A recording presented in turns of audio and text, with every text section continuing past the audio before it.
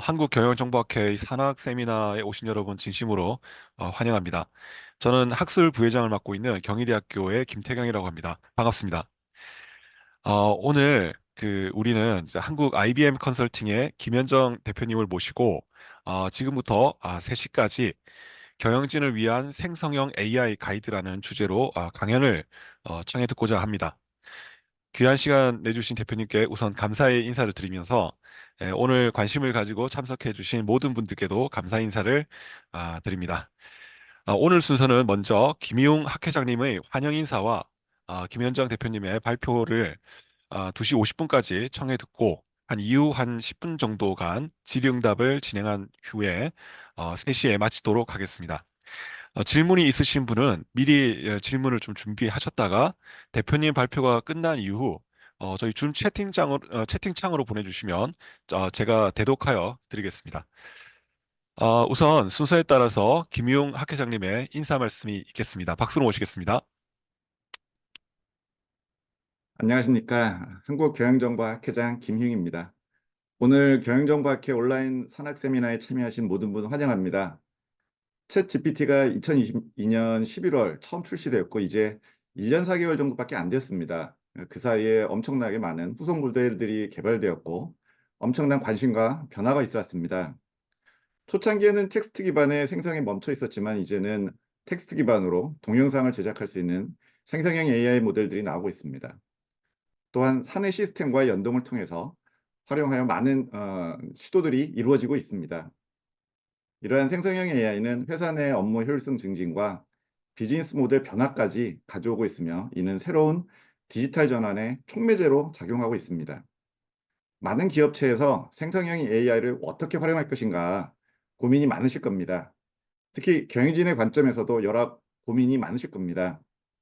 오늘 세미나에서는 IBM 컨설팅의 김현정 대표님께서 이러한 관심사에 맞춰서 경영진을 위한 생성형 AI 가이드 관련 해안을 공유해 주실 예정입니다. 참여하신 모든 분들과 좋은 인사이트를 나눠 가지는 장이 됐으면 하고요. 경영정보학회는 3월 달에도 또 다른 온라인 세미나를 준비를 하고 있습니다. 3월 달에는 디지털 전환에 대해서 준비를 하고 있고요.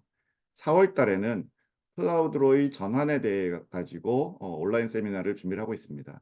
앞으로도 경영정보학회의 산학 세미나에 많은 관심 부탁드리겠습니다. 감사합니다. 네, 감사합니다, 회장님. 김현정 대표님에 대해서 제가 좀 잠깐 소개를 드리겠습니다. 김현정 IBM 컨설팅 코리아 대표님은 이 컨설팅 분야에서는 대단히 두각을 나타내신 분입니다.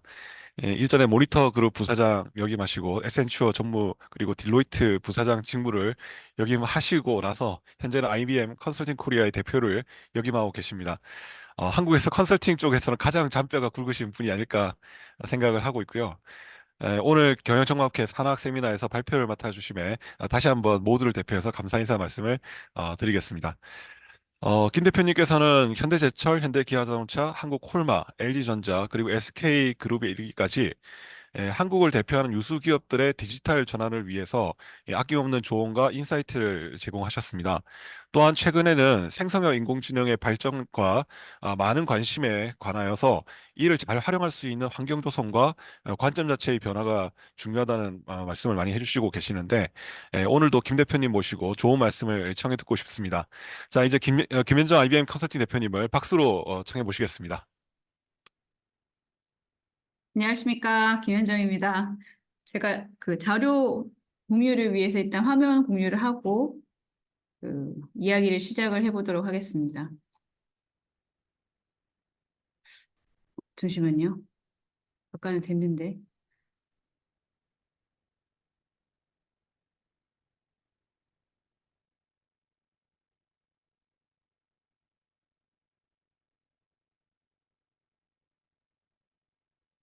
네, 잘 보입니다. 네.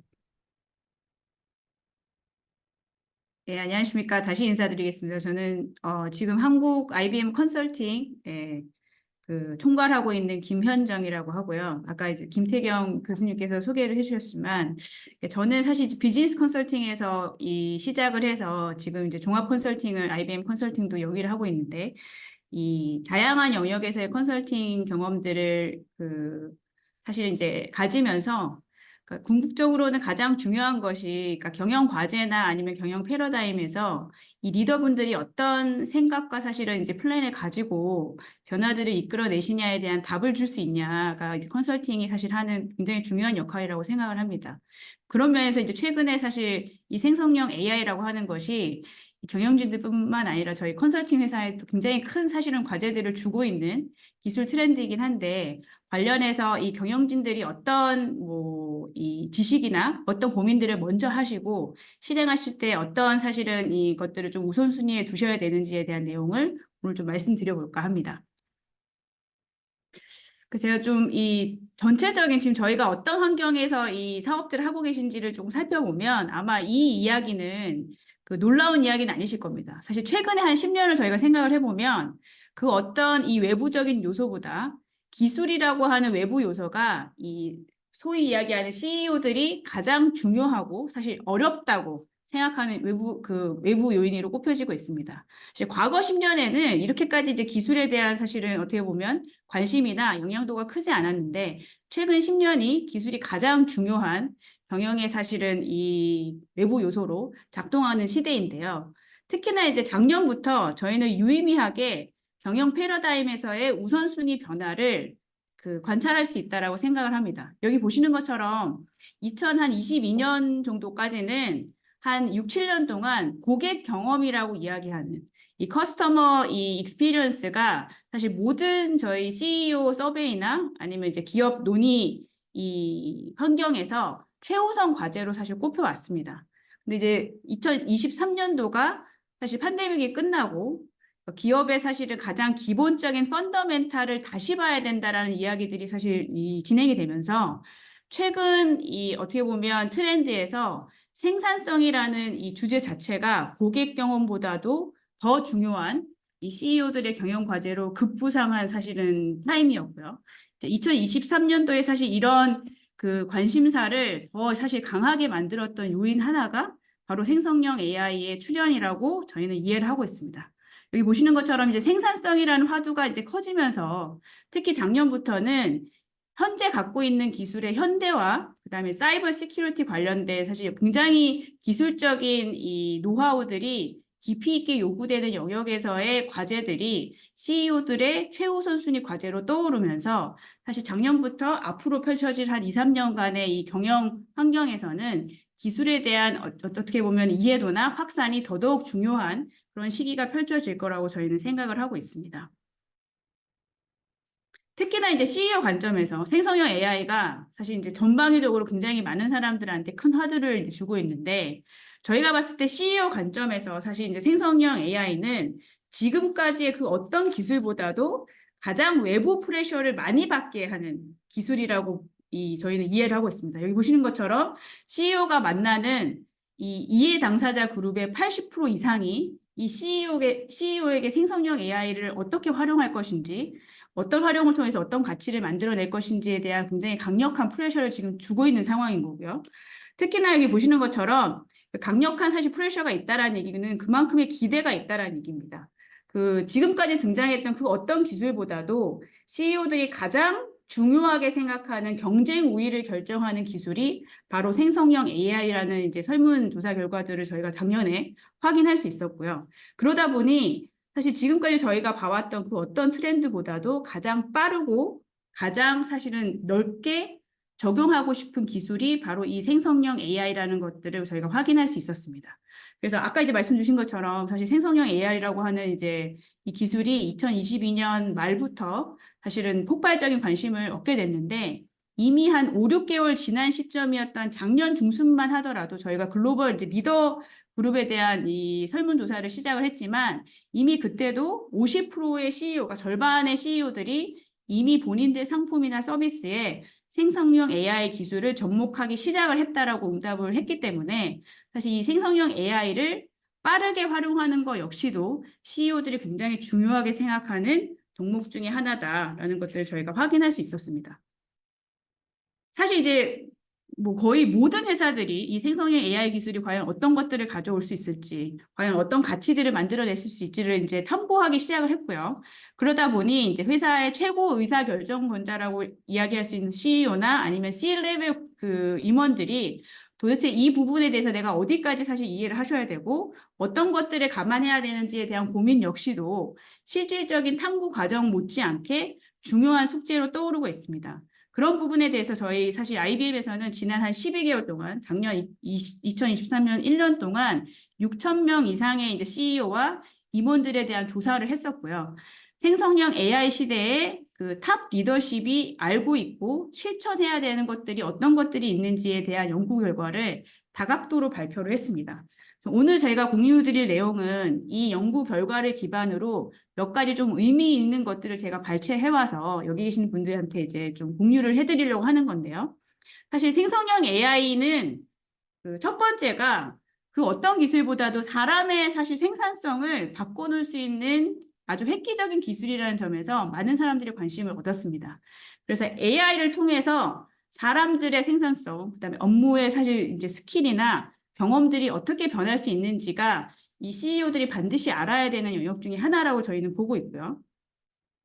두 번째가 이 AI 자체가 이미 이 사실은 기업들이 활용하고 있는 각종 기술들 그리고 디지털 데이터로 이제 대변되는 새로운 패러다임의 이제 기술 환경들을 새롭게 만들 수 있는 또 하나의 기술이라고 다들 이야기를 하고 있습니다. 그래서 이 AI가 접목이 됐을 때 기존의 데이터나 테크놀로지 기반들이 어떻게 바뀔 수 있고 그런 것들이 어떤 가치를 가져올 수 있는지에 대한 영역도 CEO들이 반드시 이해하시고 실천 과제 시 우선순위를 두셔야 되는 영역이라고 저희는 이해를 하고 있고요.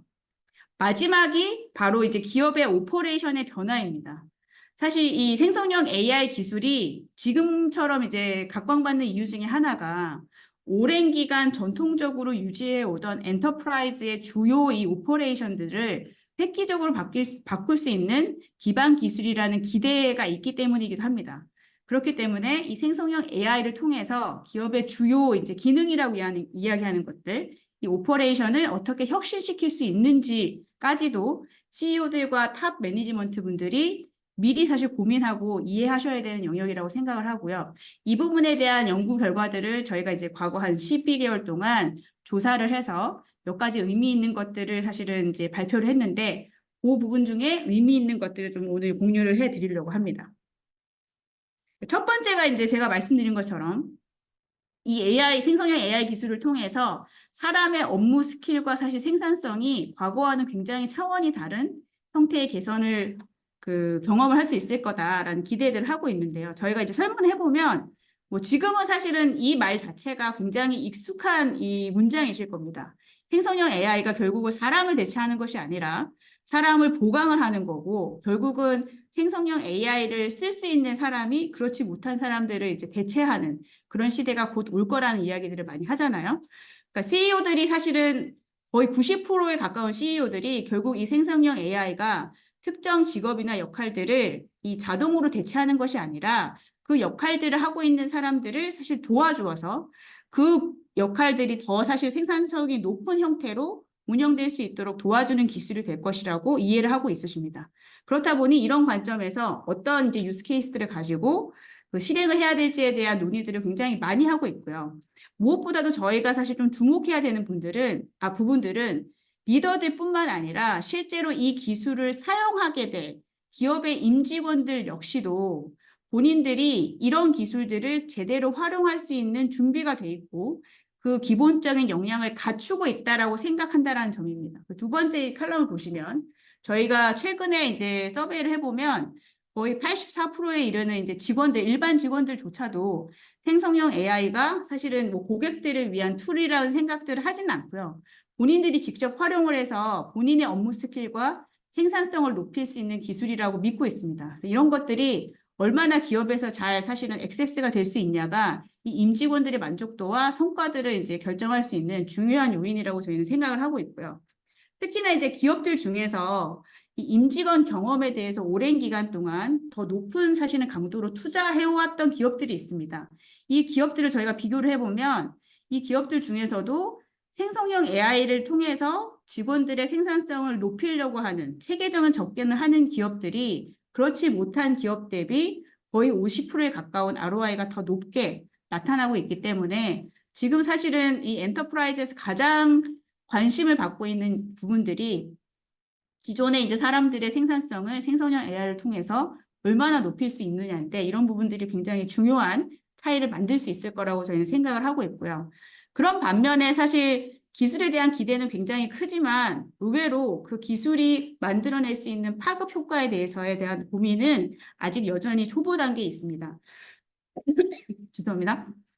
여기 보시는 것처럼 이 기대가 높은 반면에 37%의 CEO만이 생성형 AI의 전사 관점에 대한 정의들을 사실은 지금 고민하고 있으시고요. 단지 28%의 CEO만이 전체적인 노동력에 미치는 영향에 대한 고민을 하고 있다는 점이죠. 사실은 이 생성형 AI의 파급 효과나 이 롤아웃은 사실 CEO의 스폰서십에 따라서 굉장히 그 차이가 많이 나타날 수 있을 거기 때문에 이런 부분들이 앞으로 이 벌어질 생성형 AI를 둘러싼 경쟁에서 큰 차이를 만들 수 있는 요소가 되지 않을까라고 저희는 예측을 하고 있습니다. 특히나 여기 보시면 이 업무 혁신이라고 하는 부분에서 최근에 한 6, 7개월 동안에 기업들이 이 실험을 한 결과에 따르면 저희가 봤을 때는 소위 이제 CS라고 이야기하는 고객 서비스 영역이 이런 업무 혁신을 가장 잘 사실은 이 실험해 볼 수 있는 영역으로 각광을 받고 있습니다. 다른 영역들도 있지만 그 사실 엔터프라이즈 영역에서 여러 업무 영역들이 있지만 최근에 한 6, 7개월 동안에 저희 유스 케이스들을 종합을 해보면 CS 부분이 그 어떤 펑션보다도 젠 AI를 통해서 혁신할 수 있는 가장 빠른 그리고 이제 활용 가능한 영역으로 주목을 받고 있고요. 그러다 보니 CEO들의 가장 최우선 활용 영역으로 CS가 가장 많이 언급되고 있습니다. 그렇기 때문에 저희가 이제 보통 고객분들한테 이야기할 때는 에이전트라고 이야기하는 CS 업무를 실제 수행하고 있는 이 에이전트의 업무 경험을 개선시킬 수 있는 유스 케이스가 기업 관점에서는 가장 안전하고 사실은 이제 기대 효과들을 어느 정도 이상은 기대할 수 있는 그런 영역이라고 말씀을 드리고 있고요. 소위 이제 저희가 No Regret Movement라고 이야기하는데 젠 AI에 대한 안정적인 출발을 하고 싶은 기업들에게 가장 많이 사실은 이 언급되고 있는 부분이 이 CS 영역이다라고 말씀드릴 수가 있겠습니다.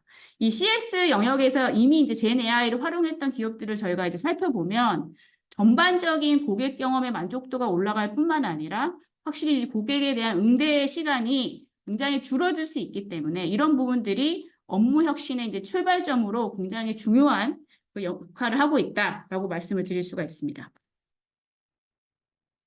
두 번째가 이제 제가 말씀드렸던 이런 생성형 AI를 통해서 실질적인 데이터나 아니면 테크놀로지, IT든 디지털이든 이런 부분에 대한 투자나 뭐 구축이나 운영들이 어떻게 바뀔 수 있냐에 대한 사실은 부분들이 굉장히 많은 사람들의 관심을 얻고 있는 분야인데요. 여기 보시는 것처럼 저희는 생성형 AI는 단기적인 이 임팩트만을 기대하고 투자할 수 있는 영역은 아니라고 봅니다. 특히나 이제 이 경쟁 우위 창출이라는 굉장히 어떻게 보면 중요한 화두를 두고 기술 투자를 해야 되는 부분이 있기 때문에 생성형 AI에 대한 투자를 단순 시스템이나 솔루션, 단위 기술에 대한 투자라고 보기는 어렵고요. 경쟁 우위 창출을 위한 긴 여정의 하나로 보시는 것이 CEO들에게 기대되는 이 생성형 AI 투자의 특징입니다. 그래서 어떤 유스 케이스가 수많은 유스 케이스를 보시겠지만 과연 어떤 유스 케이스가 가장 혁신적인 성장을 만들어낼 수 있는지를 항상 식별할 수 있는 사실 이 준비가 돼 있어야 되고요. 특히나 지금 쏟아지고 있는 상용화된 생성형 AI 서비스를 단순 이용하는 것만으로는 경쟁 우위를 만들기 어렵다라는 것을 이미 CEO분들은 알고 계십니다. 저희가 이제 작년 서베이를 해보면 여기 보시는 것처럼 단순히 이제 그 상용화된 서비스를 사용하는 것만으로는 경쟁 우위 창출이 가능하다라고 답한 CEO가 불과 2%에 불과하고요. 많은 이 리더들이 특히 이제 한 40%에 해당하는 리더들이 우리 회사가 보유한 고유의 데이터를 기존의 이제 기술 사업자들이 제공할 수 있는 툴을 통해서 활용하게 된다면 남들과는 다른 경쟁 우위를 창출할 수 있는 계기가 될 것이라고 기대를 하고 있습니다. 그렇기 때문에 이 생성형 AI는 이 AI 기술 못지않게 현재 보유하고 계시는 데이터에 대한 관심을 한 차원 더 높게 만들어주는 그런 계기가 되고 있고요. 그 투자를 하고 있는 영역들을 저희가 보게 되면 여기 보시는 것처럼 70%에 넘는 사실은 투자 금액들이 전통적으로 저희가 코스트 센터라고 이야기하는 영역에 굉장히 집중이 되어 있습니다. 앞에 이제 제가 말씀드린 것처럼 많은 이 기업의 CEO들이 생성형 AI를 빠르게 접목하고 싶어 하시고 이미 챗GPT가 등장한 한 5, 6개월 안에 자사의 제품이나 서비스에 이런 생성형 AI를 적용을 했다라고 답을 하고 있지만 저희가 전체적인 투자 규모들을 봤을 때는 전통적으로 코스트 센터라고 이야기하고 있는 영역에서의 투자가 훨씬 더 지금 높은 상황입니다.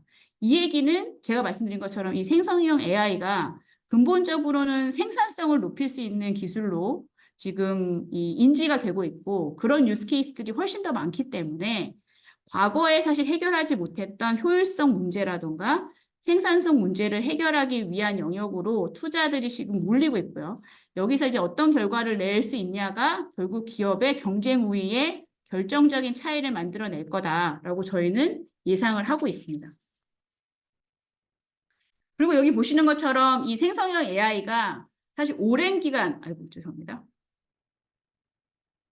오랜 기간 이제 기술하시는 분들이 고민해 왔던 기술 부채를 완전히 해결할 수 있는 가능성을 주지 않을까라는 기대를 지금 이미 사실 많은 리더들이 하고 있습니다. 저희가 이 기술적 부채라고 이야기하는 테크놀로지 뎁이라고 이야기하는 이 단어를 한 15년, 20년 전부터 이제 쓰기 시작을 했는데요. 디지털 트랜스포메이션의 또 가장 큰 그 목적 중에 하나가 이 기술 부채를 없애는 거였는데 사실은 지난 한 15년, 20년간의 DT를 통해서 이런 기술 부채를 다 없애는 것들이 사실 쉽지 않았습니다. 특히나 코어 영역에서의 혁신이 굉장히 더디게 진행이 됐기 때문에.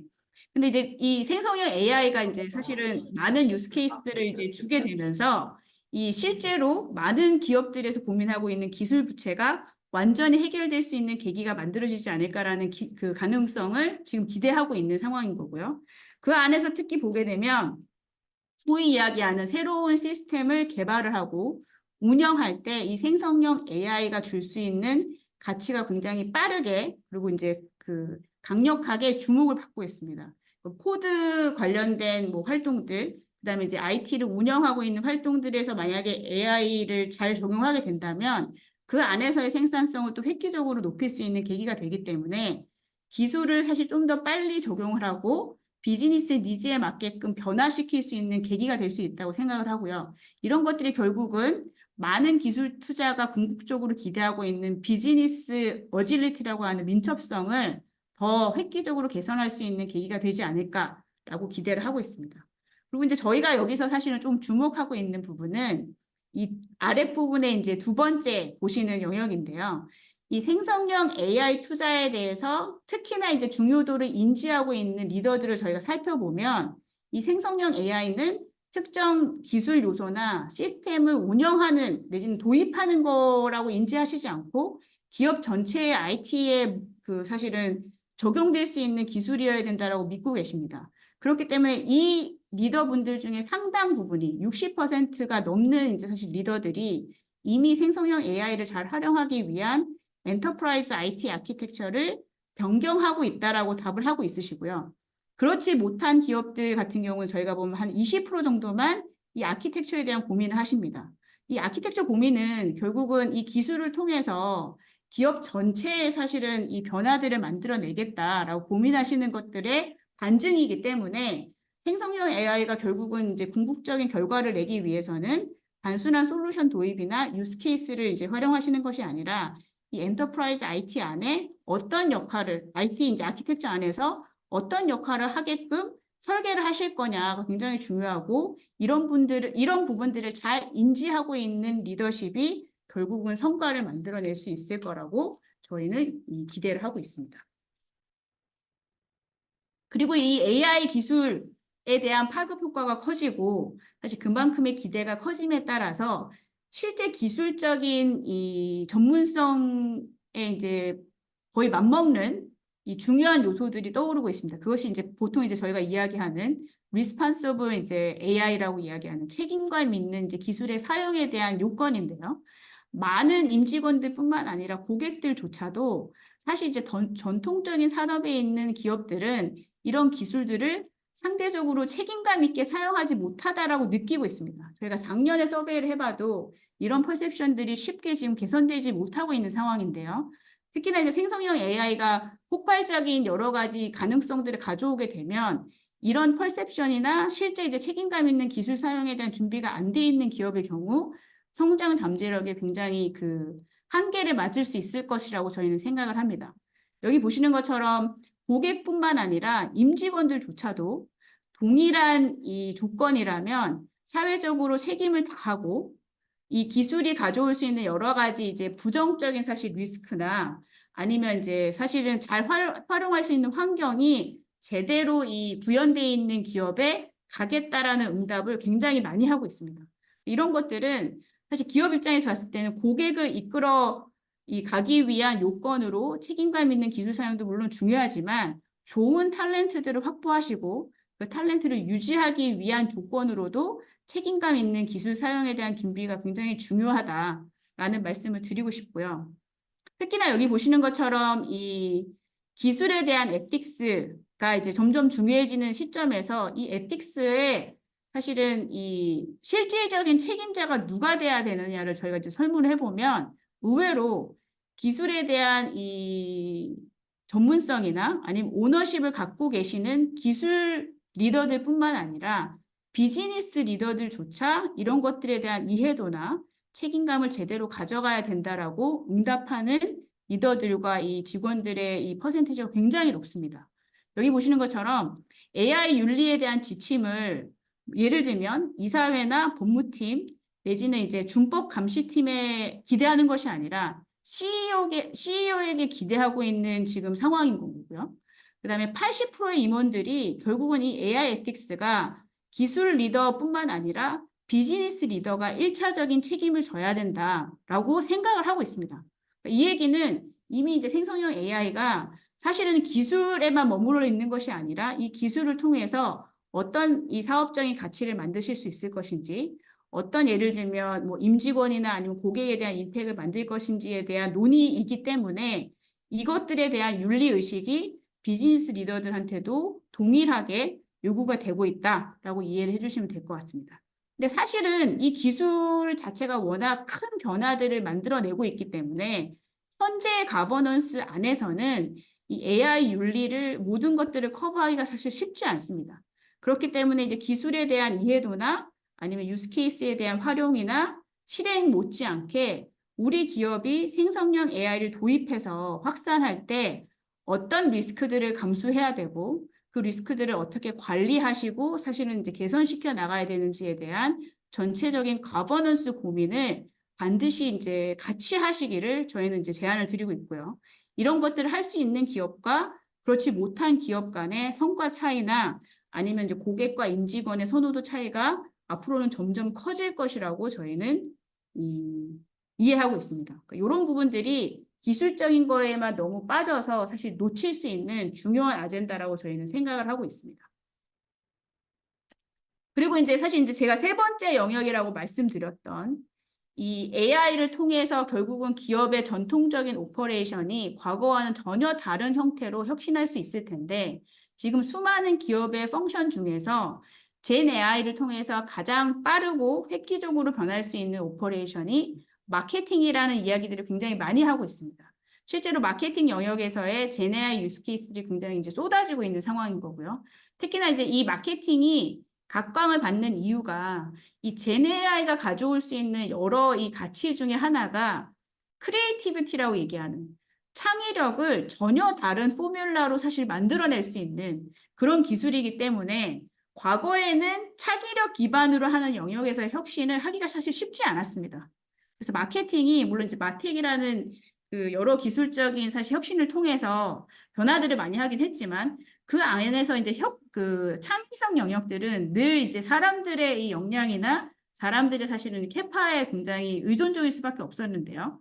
생성형 AI를 통해서 크리에이티비티가 전혀 다른 형태로 빠르고 사실은 굉장히 광범위하게 발현될 수가 있기 때문에 이 마케팅이 결국 제네AI를 기반으로 한 오퍼레이션 혁신의 선두주자가 될 수 있을 거라는 기대들을 굉장히 많이 하고 있고요. 실제로 저희가 CMO도 이제 인터뷰를 해보면 여기 보시는 것처럼 이미 많은 CMO들이 이 생성형 AI를 마케팅에 제대로 접목하지 못할 경우 심각하게 경쟁 우위를 상실할 수 있을 거로 인지를 하고 있습니다. 그렇기 때문에 단순히 이 생성형 AI에 대한 툴이나 유스케이스를 활용하는 것뿐만 아니라 본인들 회사에 특화된, 특히나 이제 내가 보유하고 있는 브랜드에 특화된 데이터들을 기반으로 이 브랜드 특화된 파운데이션 모델을 만드는 것이 궁극적으로 이제 마케팅에 가야 될 방향이라는 이야기들을 많이 하고 있고요. 이런 것들이 결국 생성형 AI 기반으로 워크포스가 변화한다고 했을 때 아주 좋은 롤 모델로 작동할 수 있을 것이라고 생각을 합니다. 그래서 저희가 보통 이제 오퍼레이션 혁신을 말씀을 드릴 때 여러 분야가 있겠지만 이 제너럴한 이제 스텝 펑션 중에서는 사실은 이제 HR을 굉장히 좋은 오퍼레이션 혁신 영역으로 말씀을 드리고요. 이 제너럴한 것 외에 사실 이제 프론트 라인에 있는 오퍼레이션 중에서는 현재 마케팅에서 젠 AI를 통해서 만들어낼 수 있는 혁신이 워크포스 트랜스포메이션의 좋은 롤모델이 될 수 있을 거라고 말씀을 드립니다. 그래서 보통 이제 리더십이 좀 강하게 작동하는 이제 글로벌 리더 그룹에서는 마케팅을 통한 워크포스 트랜스포메이션 이 성공 케이스를 전사에 확산하기 위한 투자들을 실제 이미 시작을 하고 계십니다.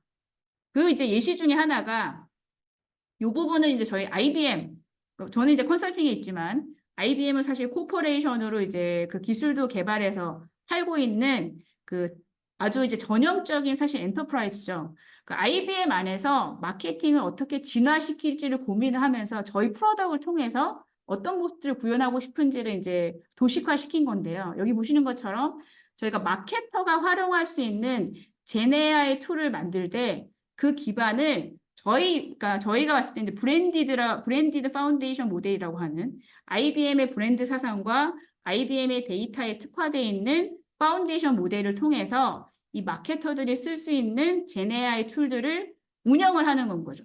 이런 것들을 통해서 마케터들이 이제 실제로 업무를 할 때 좀 더 이 심리스하고 더 생산성이 높은 업무들을 활용할 수 있는 이런 베이스들을 만들고 있고요. 이런 베이스들을 뭐 저희 기술뿐만 아니라 바깥에 있는 저희 에코시스템 파트너 기술인 뭐 아도비나 뭐 세일스포스나 이런 것들과 이제 사실 접목을 해서 마케터의 생산성을 높이기 위한 실험들을 저희도 스스로 하고 있고 그런 것들이 결국은 이제 마케팅에서 보면 컨텐츠가 굉장히 중요한 이 사실은 이제 서플라이 해야 되는 영역인데 컨텐츠 서플라이 체인을 굉장히 혁신적으로 바꾸자라는 노력들을 하고 있습니다. 그래서 이런 모습들이 기업이 지향할 수 있는 생성형 AI를 기반으로 한 오퍼레이션의 혁신이라고 저희는 생각을 하는 거고요.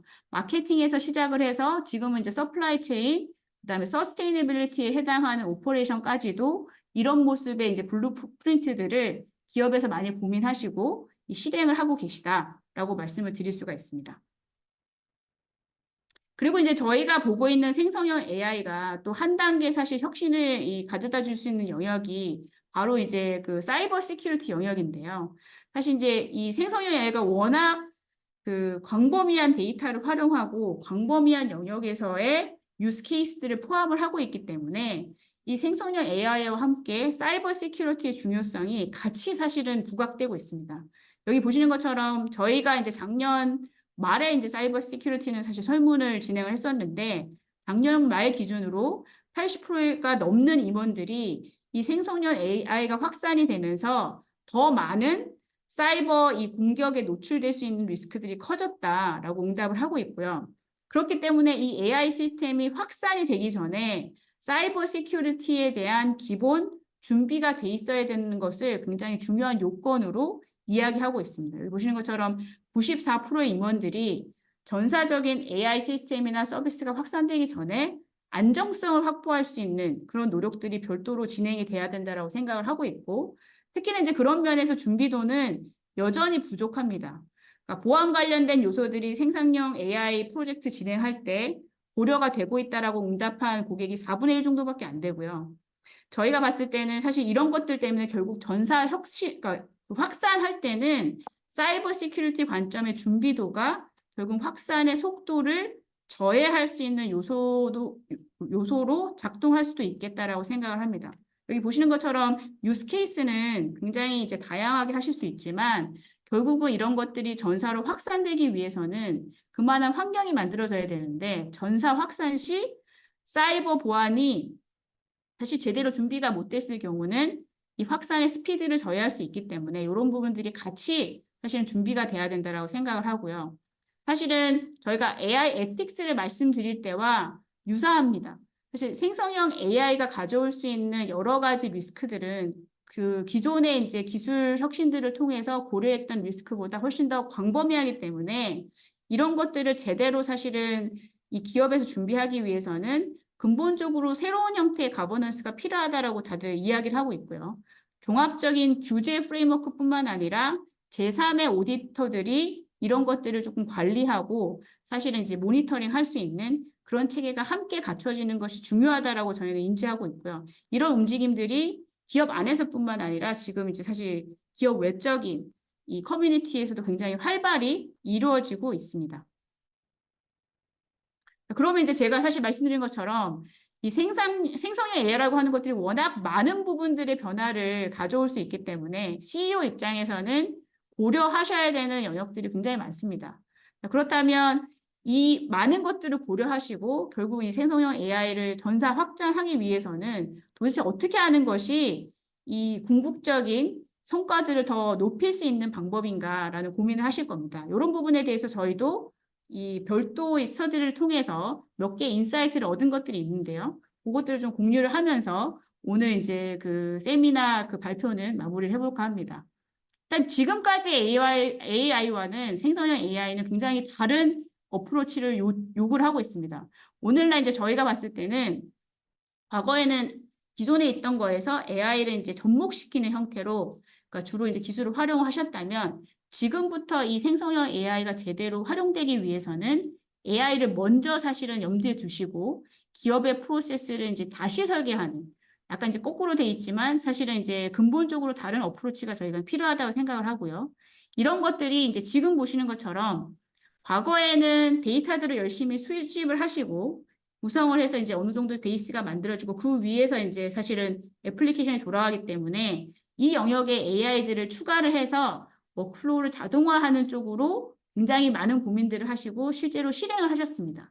여기서부터 굉장히 유의미한 결과물들도 저희가 얻을 수 있었고요.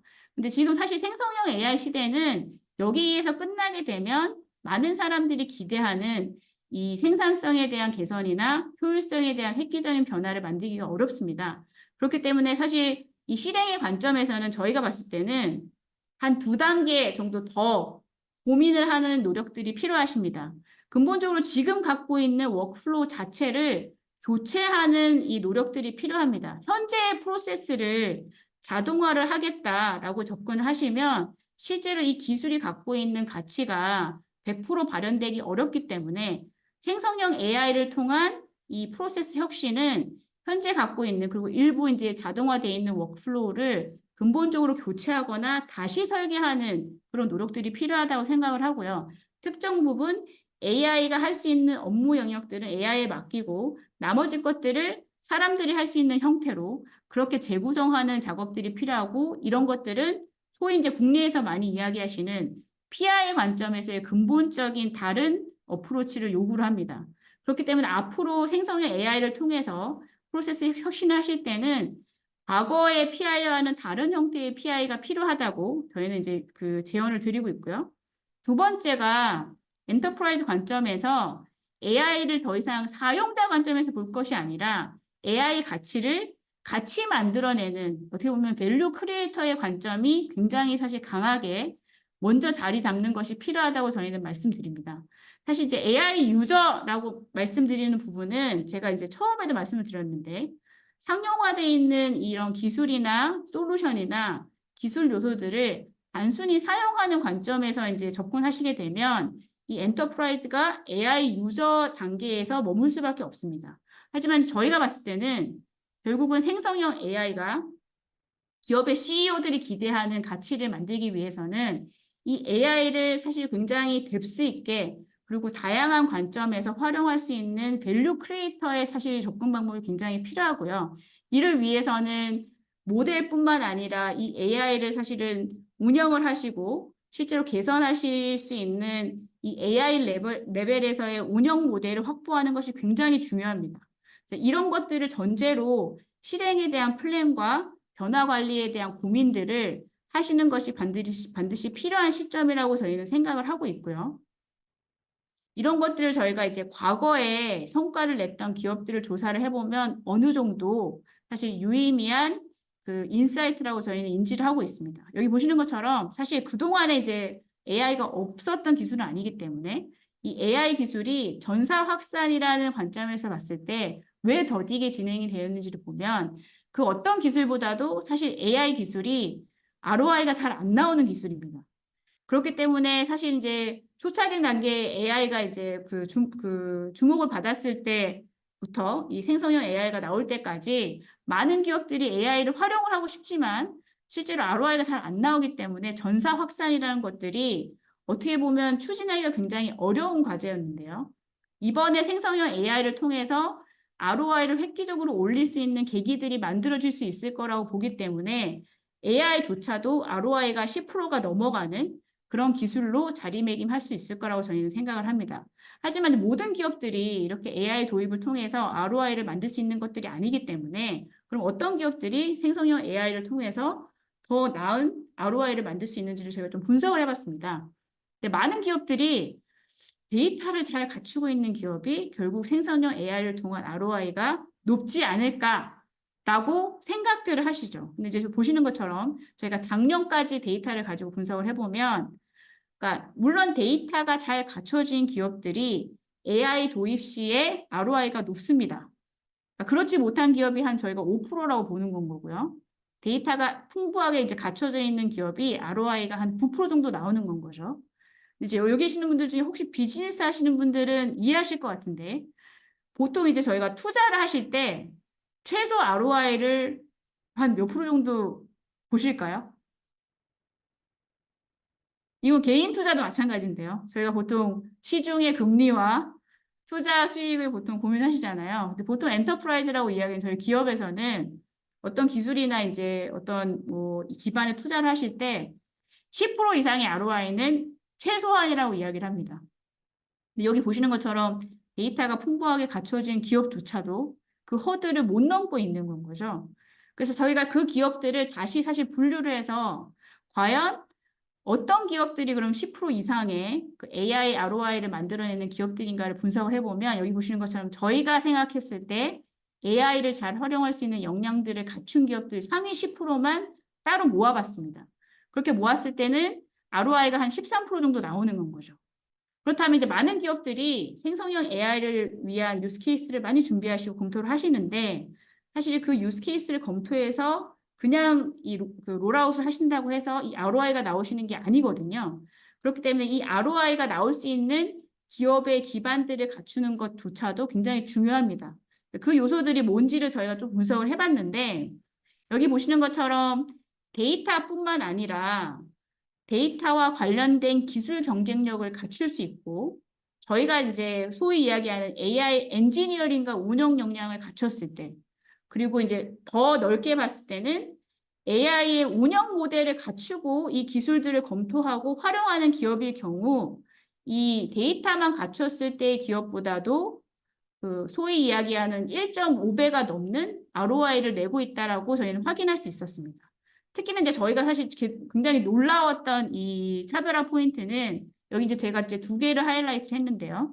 기술적인 예를 들면 뭐 준비도나 이 운영 모델이나 아니면 투자뿐만 아니라 이 기업의 문화와 변화에 대한 수용 역량이 얼마나 높으냐가 이 ROI를 결정하는 굉장히 중요한 요소입니다.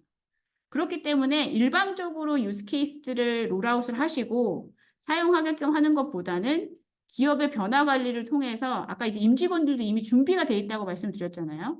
그러니까 이 직원들이 사실 이 기술을 좀 더 오픈 마인드로 사실은 받아들이시고 빨리빨리 문화화 시킬 수 있는 이 준비가 돼 있는 기업이 ROI를 훨씬 더 높게 가져갈 수 있는 기업이 되시는 건 거죠. 그리고 사실 그것보다도 더 큰 차이를 만드는 것이 이 AI가 결국 이제 기업의 사업 전략과 얼마나 잘 연계돼서 다뤄주고 있는지가 결국은 가장 큰 차이를 만드는 ROI상의 가장 큰 차이를 만드는 요소라는 것을 저희가 이제 작년 스터디 결과들을 통해서 확인할 수 있었습니다. 이 얘기는 뭐냐면 이 기술이 아까 제가 말씀드린 것처럼 사실은 기술 전문가들만 다룬다고 해서 가치가 나오는 거라고는 생각하지 않습니다, 저희는. 그래서 사실은 생성형 AI는 더더군다나 CEO 레벨에서 그리고 이제 탑 매니지먼트 레벨에서 우리 회사가 지향하고 있는 사업 전략과 가치에 얼라인된 형태로 정의가 돼야 되고요. 아까 말씀드린 것처럼 기술적인 것뿐만 아니라 가버넌스를 갖춘 상태에서 드라이브가 될 때 결국은 이제 여기서 저희가 말씀드리는 일반적인 데이터만 갖췄을 때의 기업보다도 더 높은 ROI를 만들 수 있기 때문에 이런 것들이 CEO라면 함께 고민하셔야 되는 영역이라고 저희는 생각을 하고 있고요. 이런 면에서 저희가 이제 CEO 그 스터디 이제 마지막을 저희가 이제 좀 살펴보게 되면 이런 준비가 실제로 많은 기업들 안에서는 좀 덜 이루어지고 있습니다. 많은 C-레벨 임원들, 특히나 CEO들이 기술이 워낙 이 와우 팩터를 많이 만들어냈기 때문에 우리 회사의 준비도에 대해서는 비교적 좀 낙관적으로 생각하시는, 실체가 없지만 낙관적으로 생각하시는 이제 경향들이 있기 때문에 실제 ROI를 높이기 위한 기본 작업들을 굉장히 바쁘게 하셔야겠다라는 이제 저희 인사이트를 사실 얻을 수 있었고요. 이런 것들이 어떤 요소들을 그러면 갖추셔야 되냐라고 저희가 정리를 해보면 여기 보시는 것처럼 저희는 6개 영역에서 사실 이제 AI 활용에 대한 기본기를 갖추셔야 실질적인 유스 케이스를 활용을 하시고 혁신을 추진하셨을 때 거기에 상응하는 이 밸류가 만들어질 수 있다라고 생각을 합니다. 그 첫 번째가 이제 이 AI와 비전과 전략이 사실 연계돼야 되는 거고요. 기업에서 사실은 봤을 때 엔터프라이즈 운영 모델에서 AI가 어떤 역할을 할지에 대한 모습들이 동의가 돼야 되는 거고요. 이 기술적인 관점에서는 AI 엔지니어링과 운영의 체계들, 그다음에 데이터와 다른 기반 기술에 대한 사실 모습들이 정의가 돼야 되는 것뿐만 아니라 사실 사람들이 어떻게 이 AI를 쓰고 우리의 일반적인 임직원들이 AI 기반으로 어떻게 업무 스킬들을 변화시켜 나갈지에 대한 모습까지도 사실은 정의가 돼야 ROI가 나올 수 있다라는 거죠. 그리고 이제 마지막으로 제가 말씀드리고 싶은 얘기가 이것들을 받아들이고 빨리 사실 변화를 만들어낼 수 있는 변화의 이제 수용 정도가 결국은 생성형 AI를 가지고 성공할 수 있는 기업들의 요건이라고 생각을 하고요. 이 모든 것들을 아우르는 것이 제가 이제 그 모두에 말씀드린 바로 이제 그 AI 에틱스에 관련된 그리고 가버넌스에 관련된 요소입니다. 이 많은 것들이 사실 갖춰진다고 하더라도 궁극적으로 의사결정을 하시는 분들이 이 AI 에틱스나 가버넌스에 대한 인지도가 떨어지게 되면 고객뿐만 아니라 임직원들의 사실 모티베이션이 떨어질 수밖에 없고요. 이 6가지 영역과 이 신뢰에 기반한 엔터프라이즈 AI 에틱스가 갖춰졌을 때만 많은 기업들이 지금 기대하고 있는 가치들이 실제로 만들어진다고 보고요. 이런 것들이 같이 사실은 감안된 AI 전이가 만약에 시작이 된다면 국내에 있는 많은 기업들도 원하시는 가치들을 만들어내실 수 있지 않을까라고 저희는 생각을 합니다. 그래서 마지막으로 사실 이제 저희가 한 3개 정도 말씀을 드리고 저의 이제 세미나를 여기서 마무리하도록 하겠습니다. 지금 사실 이제 생성형 AI는 모델 경쟁이 워낙 지금 사실은 이제 활발하게 이루어지기 때문에 좋은 모델을 쓰면 많은 문제가 해결될 수 있을 거라는 기대들이 확실히 있습니다. 근데 이제 저희가 전체적인 이 분석을 해보고 여러 사실 AI의 이 한계들을 생각을 해본다면 단순히 훌륭한 모델만 갖는 것만으로는 가치를 만들어낼 수 없고요. 이 결국은 생성형 AI가 우리 기업 안에서 운영 플랫폼 내에서 어떻게 녹아 들어갈 수 있냐를 고민하시는 것이 그 성공의 첫 번째 요건이라고 저희는 생각을 하고요. 두 번째는 생성형 AI가 이렇게까지 이제 주목을 받는 이 이유 중에 하나가 사람에 대한 생성성도 있지만 그동안 저희가 해결할 수 없었던 기업 부채뿐만 아니라 기술 부채뿐만 아니라 사일로를 없앨 수 있는 굉장히 효율적인 기술이 될 거라는 기대 때문입니다. 근데 이 사일로가 없어지려면 결국은 데이터가 사실 기반이 될 텐데 생성형 AI도 이 여드 이제 그 전통적인 AI 못지않게 데이터 활용에 대한 아주 심도 깊은 이해가 반드시 이제 수반이 돼야 가치가 만들어질 수 있다라는 점을 또 두 번째로 강조드리고 싶고요. 마지막으로는 이 기업 전체의 문화와 가버넌스 체계가 사실은 함께 고민되는 것이 나중에 이제 실행의 스피드가 올라가셨을 때 가치를 만들어내는 속도도 함께 올릴 수 있는 아주 중요한 요건이 된다라는 것을 강조드리면서 오늘 저의 이야기는 여기서 마무리하도록 하겠습니다. 아까 이제 저희 교수님 말씀 주신 것처럼 이후에 이제 Q&A를 하시게 될 텐데요. 제 얘기는 여기서 마무리하도록 하겠습니다. 감사합니다. 감사합니다. 자, 이제 질문이 있으신 분들은 채팅창으로 질문 올려주시면 제가 대독하도록 하겠습니다.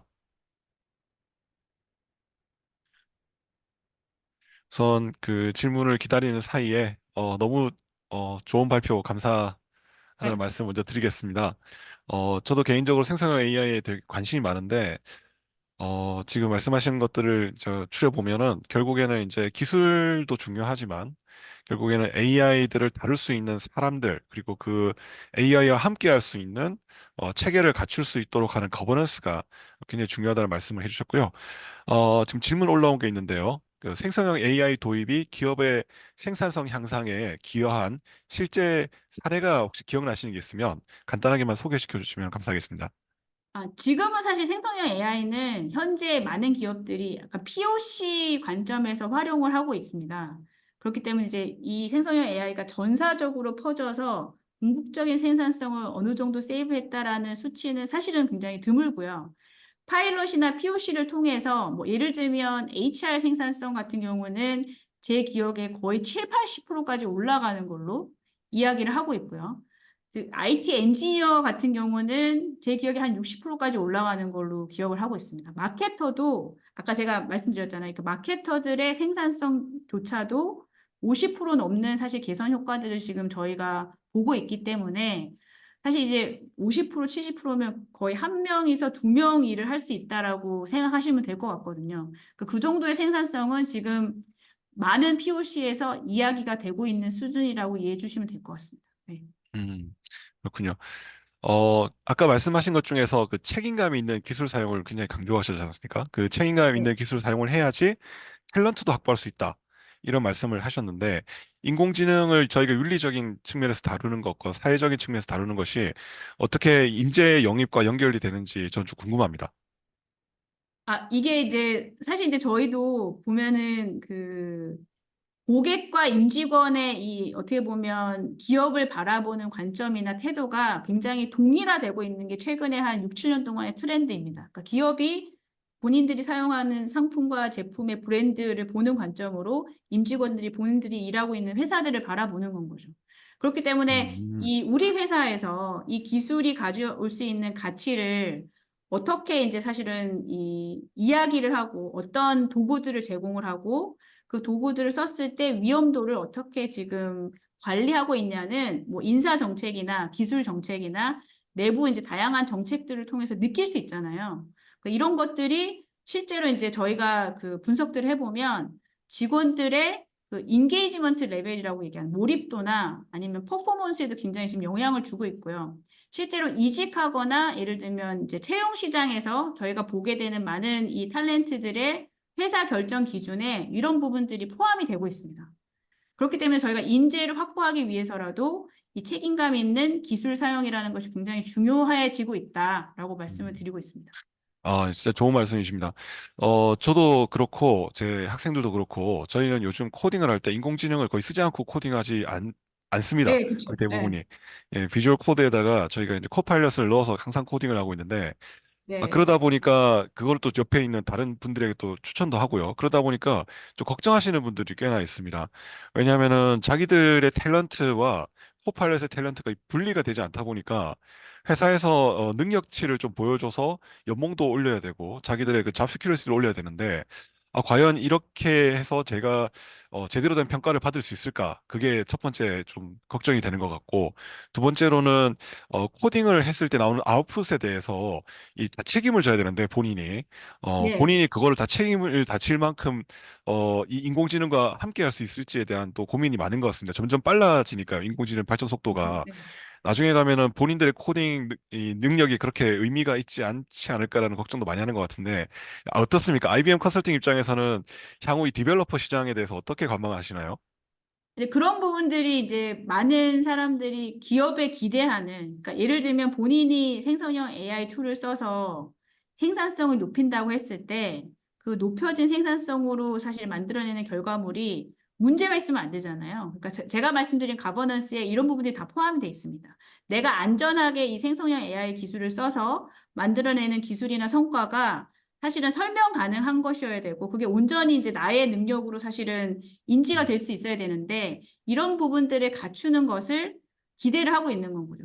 저희도 사실 IBM 컨설팅 안에 개발자 인력들이 굉장히 많은데요. 저희 글로벌에서 이 개발자 인력들을 위한, 아까 마케터들을 위한 플랫폼이 있다라고 말씀을 드렸는데, 저희도 컨설턴트들을 위한 생성형 AI 플랫폼을 지금 만들어서 파일럿을 하고 있습니다.